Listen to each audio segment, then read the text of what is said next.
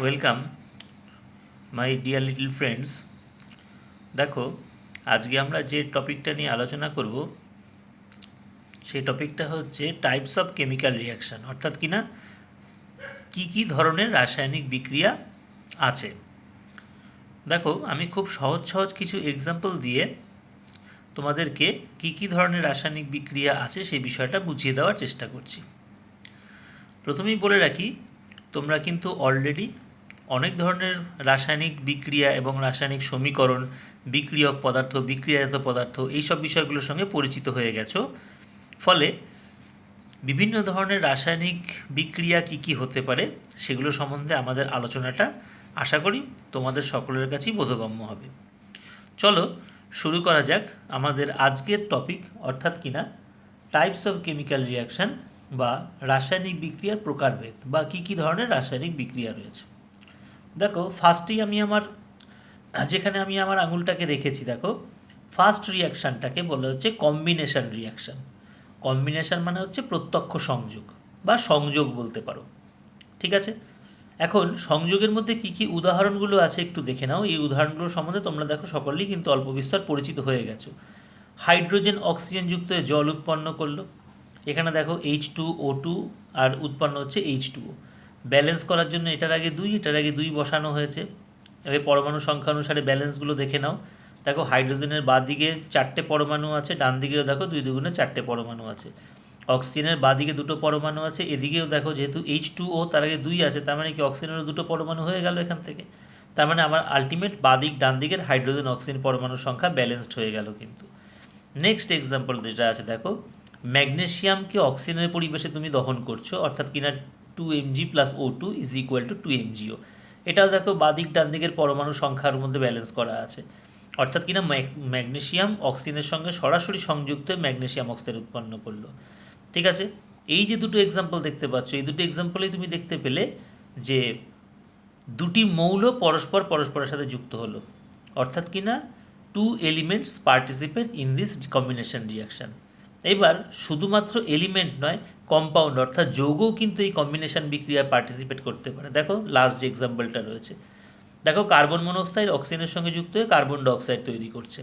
ঠিক আছে, এখানে ব্যালেন্সের জন্য এটার আগে দুই বসানো হলো, এবং দেখো বাদিক ডান দিকের পরমাণু সংখ্যার মধ্যে ব্যালেন্স হয়ে গেল এক্ষেত্রেও। তাহলে এই যে বিক্রিয়াটায় তুমি দেখতে পেলে যৌগ কিন্তু পার্টিসিপেট করলো। এখানে যেমন সবকটাই মৌল ছিল, ম্যাগনেসিয়াম মৌল, অক্সিজেন মৌল, হাইড্রোজেন মৌল, অক্সিজেন মৌল, উৎপন্ন হচ্ছে যৌগ, অর্থাৎ দুটি মৌলের কম্বিনেশন রিয়াকশনের ফলে যৌগ উৎপন্ন হচ্ছে। এখানে দেখা গেল একটা যৌগ আর একটা মৌল, তাদের মধ্যেও কম্বিনেশন বিক্রিয়া কিন্তু যৌগ উৎপন্ন হতে পারে, অর্থাৎ কিনা কার্বন মনোক্সাইডের সঙ্গে অক্সিজেনের কম্বিনেশন বিক্রিয়া কার্বন ডাইঅক্সাইড তৈরি হলো। এবং প্রত্যেকটা কিন্তু সমীকরণ ব্যালেন্স সমীকরণ বা সমতাযুক্ত রাসায়নিক সমীকরণ। আশা করি কম্বিনেশন বিষয়টা তোমাদের কাছে পুরোপুরি পরিষ্কার হলো।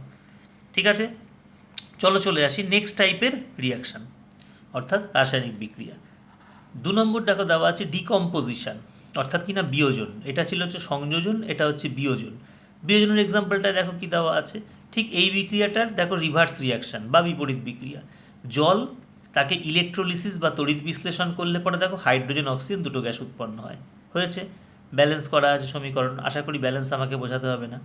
ক্যালসিয়াম কার্বনেট, এটা একটা কঠিন যৌগ, এটাকে তুমি যদি তাপ দাও, হিট দেখো লেখা আছে, উৎপন্ন হয় ক্যালসিয়াম অক্সাইড যৌগ আর কার্বন ডাইঅক্সাইড যৌগ। বুঝতে পারলে? তার মানে কি দেখা গেল, দেখো একটা কম্পাউন্ড বিয়োজিত হয়ে দুটো আলাদা আলাদা মৌল তৈরি করলো। একটা কম্পাউন্ড বিয়োজিত হয়ে একটা যৌগ আর একটা যৌগ, একটা ক্যালসিয়াম অক্সাইড আর একটা যৌগ কার্বন ডাইঅক্সাইড উৎপন্ন করলো। বুঝতে পারলে? অর্থাৎ এখানে যৌগের বিয়োজনে দুটি মৌল উৎপন্ন হলো, এখানে যৌগের বিয়োজনে দুটি যৌগই উৎপন্ন হলো, কিন্তু রিয়াকশানটা হচ্ছে আলটিমেট বিয়োজন বিক্রিয়া। তার মানে আমি কি বুঝতে পারলাম? আমি বুঝতে পারলাম এই যে ডিকম্পোজিশন, এই ডিকম্পোজিশনের ক্ষেত্রে দেখা যাচ্ছে যৌগ বিশ্লিষ্ট হয়ে দুই বা ততোধিক মৌল অথবা যৌগ উৎপন্ন হতে পারে। এখানে যেমন ধরো দুটোই মৌল হয়েছে, এখানে যেমন ধরো দুটোই যৌগ পাওয়া গেল। বুঝতে পেরেছ? তাহলে আশা করি কম্বিনেশনের বিপরীত রিয়াকশান অর্থাৎ ডিকম্পোজিশন সেই বিষয়টা তোমাদের কাছে পরিষ্কার। তাহলে আমি যদি এক লাইনে আলোচনা করি, তাহলে কি দেখা যাচ্ছে, কম্বিনেশনের ফলে দেখো একটাই কিন্তু যৌগ তৈরি হচ্ছে প্রত্যেক ক্ষেত্রে, আর ডিকম্পোজিশনের ফলে একটাই কিন্তু যৌগ বিয়োজিত হচ্ছে। বুঝতে পারলে? এখানে একটাই যৌগ উৎপন্ন হচ্ছে, এখানে একটাই যৌগ এক কম্পাউন্ড কিন্তু ডিকম্পোজ করছে বা বিয়োজিত হচ্ছে। ক্লিয়ার? এবার নেক্সট চলে আসি, দেখো ডিসপ্লেসমেন্ট অর্থাৎ কিনা প্রতিস্থাপন।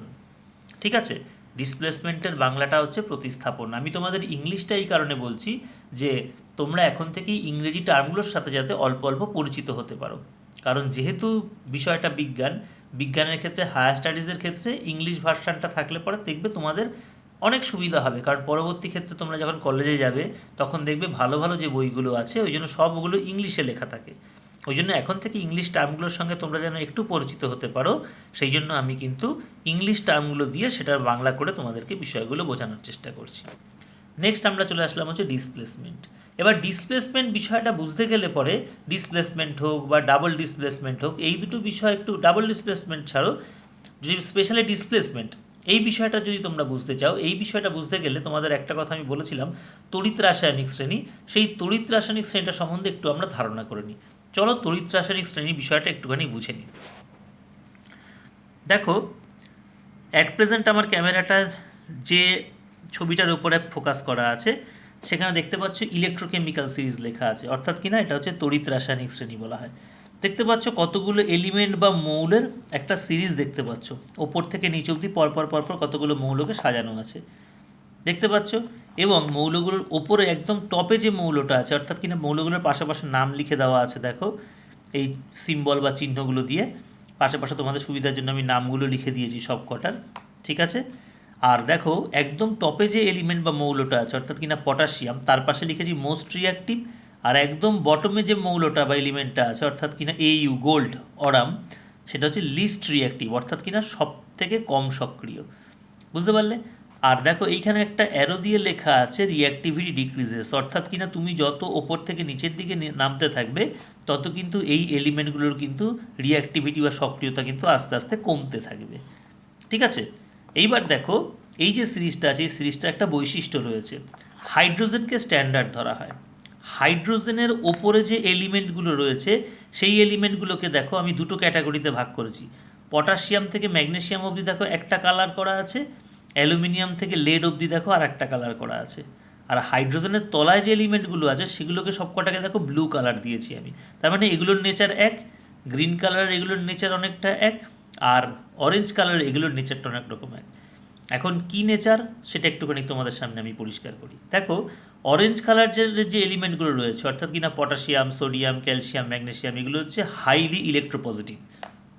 ঠিক আছে, তার মানে এই যে এলিমেন্টগুলো আছে এগুলো সবসময় কিন্তু ক্যাটায়ন হিসাবে থাকার প্রবণতা কিন্তু দেখাবে। অ্যালুমিনিয়াম থেকে লেড অবধি যে মৌলগুলো আছে সেগুলো ইলেকট্রোপজিটিভ তো বটেই, কিন্তু এদের মতো অতটা ইলেকট্রোপজিটিভ বা অতটা তীব্র ইলেকট্রোপজিটিভ কিন্তু এরা নয়। বুঝতে পারলে? তার মানে এগুলো হচ্ছে মোস্টলি ইলেকট্রোপজিটিভ, তার মানে এরা সব ক্যাটায়নিক অবস্থায় থাকতে চাইবে। মানে ক্যাটায়নিক অবস্থা মানে কি, পটাশিয়াম তার ক্যাটায়নিক অবস্থা হচ্ছে K+, সোডিয়াম তার ক্যাটায়নিক অবস্থা হচ্ছে Na+, ক্যালসিয়াম তার ক্যাটায়নিক অবস্থা হচ্ছে Ca2+, ম্যাগনেসিয়াম তার ক্যাটায়নিক অবস্থা হচ্ছে Mg2+। তার মানে এই এলিমেন্টগুলো এই এলিমেন্ট আকারে থাকার থেকে ক্যাটায়নিক আকারে থাকার কিন্তু টেন্ডেন্সি দেখাবে, কিন্তু এই এলিমেন্টগুলো ক্যাটায়নিক আকারে থাকতে চাইবে কিন্তু এদের মতো তীব্রভাবে থাকতে চাইবে না। আর হাইড্রোজেনের তলায় যে দেখো ব্লু কালারের যে এলিমেন্টগুলোকে আমি লিখে দিয়েছি সেই এলিমেন্টগুলো কিন্তু এই অবস্থাতেই থাকতে চাইবে, অর্থাৎ পারমাণবিক অবস্থায় থাকতে চাইবে, সেগুলো কিন্তু ক্যাটায়নিক অবস্থাতে যেতে চাইবে না। এবার একটা এক্সাম্পল দিই, এক্সাম্পল দেখো পাশে লেখা আছে, বিষয়টা তোমরা তাহলে বুঝতে পারবে। দেখো কি করা হয়েছে, কপার সালফেটের একটা নীল রঙের দ্রবণ আমি নিলাম। ঠিক আছে, খুব ভালো করে মন দিয়ে শোনো, কপার সালফেটের একটা নীল রঙের আমি দ্রবণ নিয়েছি। তাহলে এই যে দ্রবণটা এর মধ্যে কী রয়েছে দেখো, Cu2+ আয়ন রয়েছে আর সালফেট 2- আয়ন রয়েছে। এর 2+ আর 2- মিলে কপার সালফেটটা আলটিমেট কিন্তু নিষ্ক্রিয় একটা যৌগ বা নিউট্রাল একটা কম্পাউন্ড। ঠিক আছে, একটা কম্পাউন্ড ওভারঅল কিন্তু নিউট্রাল হয়, যেমন CuSO4 এর ক্ষেত্রে দেখতে পাচ্ছ, কিন্তু এই কম্পাউন্ডটা বিয়োজিত হয়ে তার যে আয়ন দুটো আছে আয়ন দুটো কিন্তু নিউট্রাল নয়, যেমন এটা ক্যাটায়ন এটা অ্যানায়ন, এটা Cu2+, এটা SO4 2-। বোঝা গেল? এইবার এই কপার সালফেটের ব্লু সলিউশনে তুমি কিছু আয়রন চূর্ণ যোগ করে দিলে বা লোহার চূর্ণ যোগ করলে। এবার তুমি চলে আসো এই ইলেকট্রোকেমিক্যাল সিরিজে, দেখে নাও কপারের পজিশন আর আয়রনের পজিশন। দেখো আয়রন রয়েছে হচ্ছে এই ওপরে অর্থাৎ কিনা হাইড্রোজেনের ওপরে, আর কপার রয়েছে দেখো হাইড্রোজেনের তলায় এইখানে দেখতে পাচ্ছ।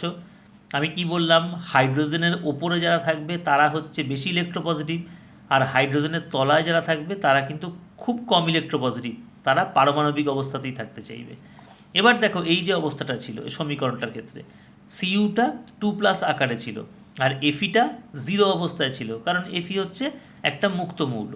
ঠিক আছে, এইবার দেখো যেহেতু এফিটা ইলেকট্রোকেমিক্যাল সিরিজে হাইড্রোজেনের ওপরে অবস্থিত কম্পেয়ার টু কপার, তাহলে এফিটা কিন্তু চলে যেতে চাইবে ধনাত্মক স্টেটে অর্থাৎ প্লাস স্টেটে।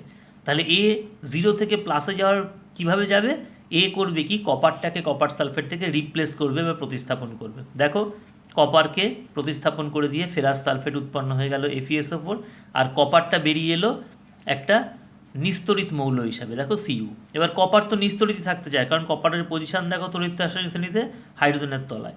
তাহলে কপার তার তড়িৎ রাসায়নিক শ্রেণীর পজিশন অনুসারে নিস্তরিত থাকতে চাওয়ার কারণে দেখো এখানে নিস্তরিত অবস্থাতেই সে থাকার প্রবণতা দেখিয়েছে। আর আয়রন তড়িৎ রাসায়নিক শ্রেণী অনুসারে ধনাত্মক ক্যারেক্টার পাওয়ার জন্য দেখো এ কিন্তু CuSO4 থেকে সিইউকে সরিয়ে নিজে সেই জায়গায় বসে গিয়ে FeSO4 উৎপন্ন করেছে। অর্থাৎ কিনা এই যে ব্লু কালারের যে কপার সালফেট সলিউশনটা ছিল সেটা এই রিয়াকশানটা হওয়ার ফলে গ্রিন কালারের ফেরাস সালফেট সলিউশনে কিন্তু কনভার্ট হয়ে যাবে। বুঝতে পেরেছো? আশা করি এই যে ইলেকট্রোকেমিক্যাল সিরিজ বা তড়িৎ রাসায়নিক শ্রেণী যেটা বললাম এবং ধাতুগুলোর সক্রিয়তা যেটা বললাম সেই বিষয়টা তোমাদের কাছে ক্লিয়ার হয়েছে। যেহেতু এই সমীকরণে আয়রনটা বেশি সক্রিয় কম্পেয়ার টু কপার, ওই জন্য আয়রনটা দেখো তড়িৎ ধনাত্মক চরিত্র দেখানোর প্রবণতা বেশি দেখায়, ফলে আয়রনটা 0 অবস্থা থেকে +2-তে যাওয়ার জন্য ফেরাস সালফেট তৈরি করলো, অর্থাৎ কিনা কপারকে সরিয়ে দিল। কপার তড়িৎ রাসায়নিক শ্রেণীতে হাইড্রোজেনের তলায় অবস্থান করায় কপার কিন্তু প্লাস অবস্থায় থাকতে চাইবে না, 0 অবস্থায় থাকাকে বেশি কিন্তু পছন্দ করবে। এই পছন্দের কারণে কপার কিন্তু দেখো আয়রনকে তার জায়গা ছেড়ে দিল এবং কপার এই জায়গায় চলে এসে দেখো একটা রেডিশ ব্রাউন একটা আকার মৌলের আকারে কিন্তু কপার এই কপার সালফেট দ্রবণ থেকে নিজে বেরিয়ে চলে এলো এবং আয়রনকে সেই জায়গাটা ছেড়ে দিল। আশা করি ইলেকট্রোকেমিক্যাল সিরিজ বিষয়টা তোমরা সকলেই বুঝতে পেরেছো। এইবার আমরা আলোচনায় ছিলাম হচ্ছে ডিসপ্লেসমেন্ট অর্থাৎ প্রতিস্থাপন বিক্রিয়া। সেই প্রতিস্থাপন বিক্রিয়াটা আবার একটু দেখে নিই আমরা। দেখো ডিসপ্লেসমেন্ট রিয়াকশানে আমরা চলে এসেছি, জিঙ্কের সঙ্গে হাইড্রোক্লোরিক অ্যাসিডের বিক্রিয়া হচ্ছে।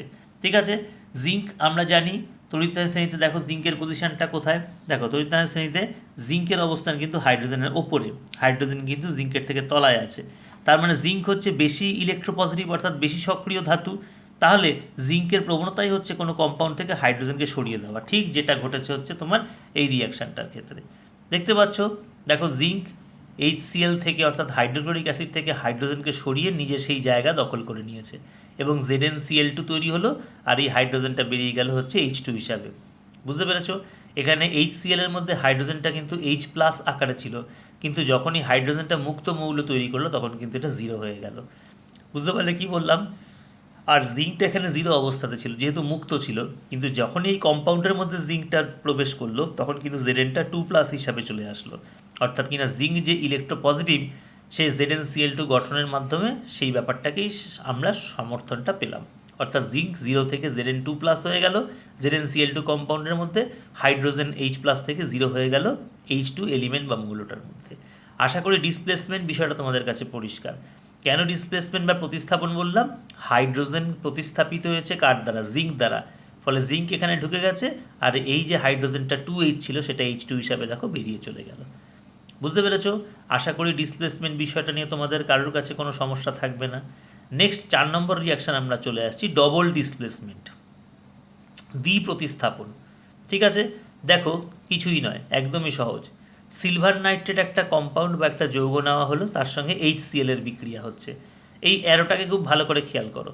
এই যে কম্পাউন্ডটা, যে কোনো একটা কম্পাউন্ড সবসময় খেয়াল রাখবে কম্পাউন্ড বা যৌগ লেখার সময় প্রথমে ক্যাটায়ন পরে অ্যানায়নটাকে লেখা হয়। তাহলে দেখো সিলভার নাইট্রেট কম্পাউন্ডটা যখন আমি লিখেছি ফার্স্টে Ag+ আর পরে হচ্ছে NO3-, এইভাবে কিন্তু এটাকে করা আছে। প্লাস মাইনাসটা কম্পাউন্ডের মধ্যে দেখাতে হয় না, এটা বিয়োজিত হয়ে যখন আয়ন তৈরি করে তখন প্লাস মাইনাস দেখাতে হয়। তাহলে সিলভার নাইট্রেট একটা কম্পাউন্ড আর HCl একটা কম্পাউন্ড। এবার খেয়াল করো কী করছে, ডবল ডিসপ্লেসমেন্ট হচ্ছে বিক্রিয়াটার নাম। তার মানে সিলভারের জায়গায় অধিগ্রহণ করলো কার দ্বারা বলো? অধিগৃহীত হলো হচ্ছে হাইড্রোজেন দ্বারা, আর হাইড্রোজেনের জায়গায় অধিগৃহীত হলো কার দ্বারা বলো? সিলভারের দ্বারা। অর্থাৎ কিনা হাইড্রোজেন চলে আসলো এখানে, সিলভার চলে আসলো হচ্ছে হাইড্রোজেনের জায়গায়, ডবল ডিসপ্লেসমেন্ট। এখানে দেখতে পেয়েছিলে জিঙ্ক চলে আসলো হচ্ছে হাইড্রোজেনের জায়গায়, হাইড্রোজেনটাকে বার করে দিল। কিন্তু এখানে খেয়াল করো, এখানে হাইড্রোজেনকে বার করে দিল হচ্ছে সিলভার, আর সিলভারের জায়গা নিয়ে বসলো হচ্ছে হাইড্রোজেন। তার মানে এখন কি হলো দেখো, এই সিলভারের জায়গায় হাইড্রোজেন নেওয়ার ফলে উৎপন্ন হয়ে গেল হচ্ছে HNO3, আর এইচের জায়গা সিলভার নেওয়ার ফলে উৎপন্ন হয়ে গেল হচ্ছে এজিসিএল।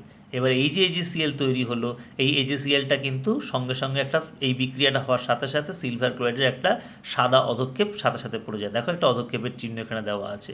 সবসময় খেয়াল রাখবে, আমি তোমাদের শিখিয়ে দিই, ডাউনওয়ার্ড অ্যারো মানে হচ্ছে অধক্ষেপ, আপওয়ার্ড অ্যারো যদি থাকে কোথাও সেটা হচ্ছে গ্যাস। যেমন ধরো এখানে কার্বন ডাইঅক্সাইড, এর পাশে একটা আপওয়ার্ড অ্যারো দেওয়া উচিত ছিল, মানে গ্যাস বলে এটা গ্যাসীয় আকারে বেরিয়ে চলে গেল। বুঝতে পারলে? এখানে হাইড্রোজেন অক্সিজেন যেগুলো গ্যাস ছিল পাশে একটা আপওয়ার্ড অ্যারো দিলে আরও ঠিকঠাক হতো, কারণ এগুলো গ্যাস বলে এখানে কিন্তু উপর দিকে বেরিয়ে যাচ্ছে।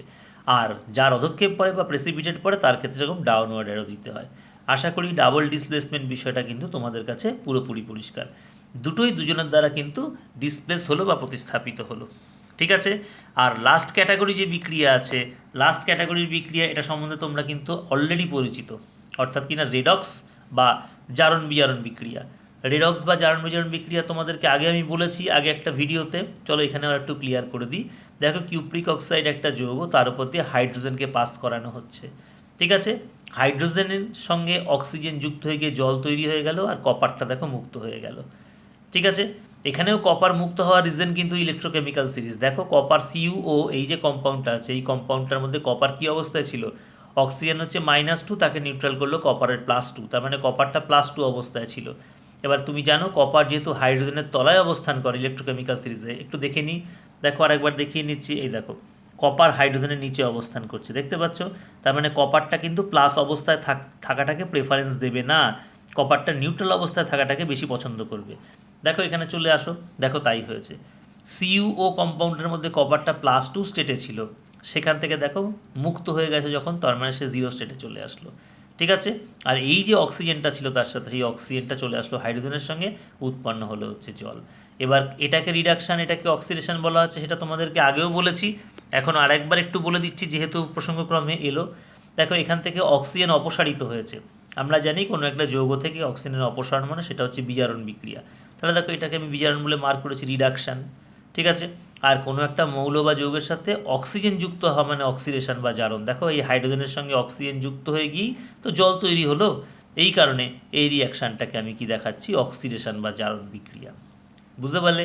তাহলে আশা করি আমি যে কথাগুলো বললাম জারণ বিজারণ বিক্রিয়া, এই বিষয়গুলো তোমরা আগেও বুঝেছিলে, এখনও বিষয়টা ভালো করেই বুঝতে পেরেছো।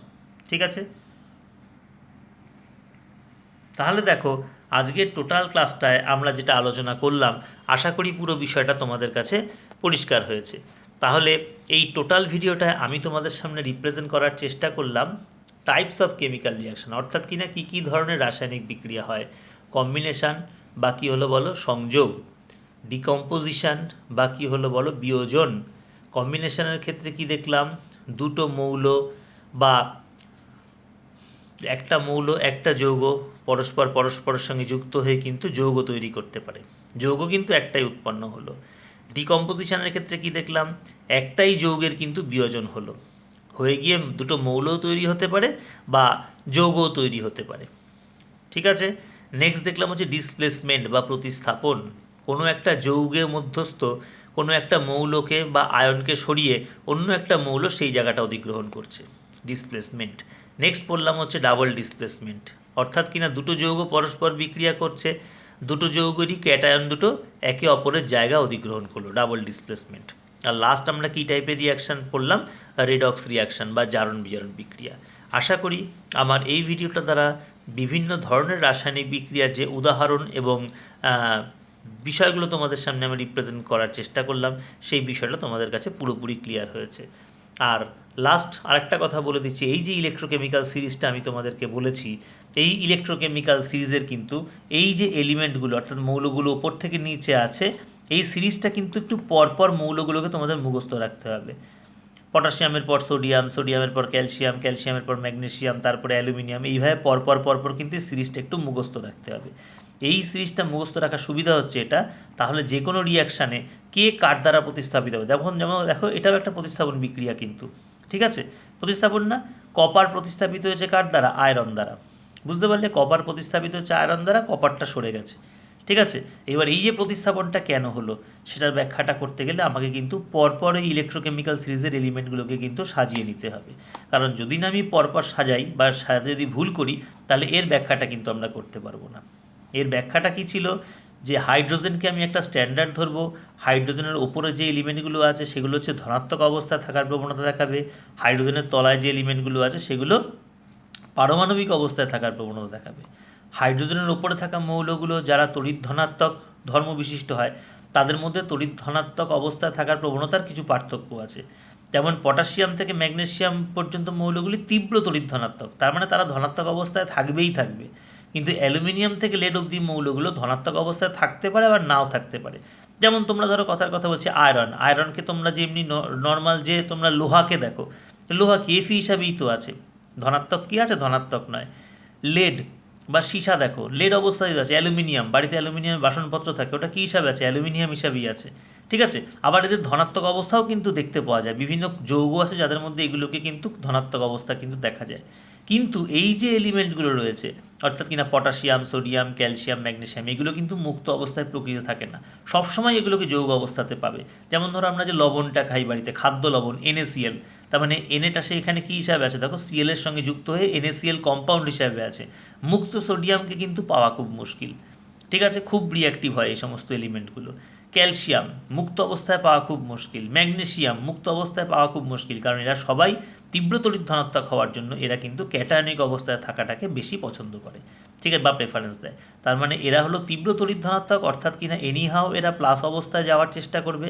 এরাও তড়িৎ ধনাত্মক, কিন্তু প্লাস অবস্থাতেই যে সবসময় থাকবে তা কিন্তু নয়, নর্মালও পারমাণবিক অবস্থাও থাকতে পারে, আবার প্লাস অবস্থাতেও তারা থাকতে পারে। কিন্তু হাইড্রোজেনের তলায় যে এলিমেন্টগুলো আছে তারা কিন্তু কোনোভাবেই প্লাস অবস্থায় থাকবে না, সব কিন্তু মুক্ত এলিমেন্ট বা মৌল হিসাবেই কিন্তু থাকবে।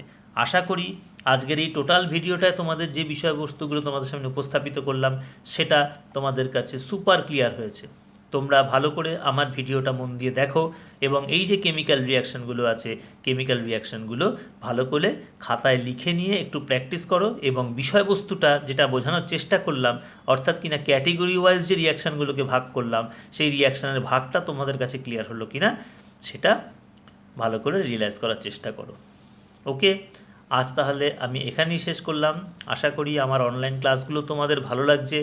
তোমরা বেশি বেশি করে এই ভিডিওগুলোকে শেয়ার করো বন্ধুদের মধ্যে, মন দিয়ে ভিডিওগুলো দেখো।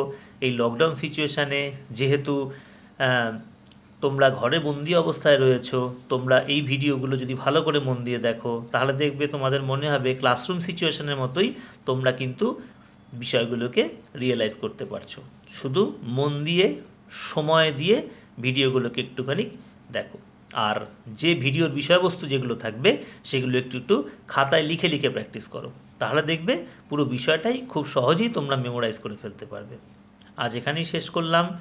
সবাই সাবধানে থেকো, সুস্থ থেকো।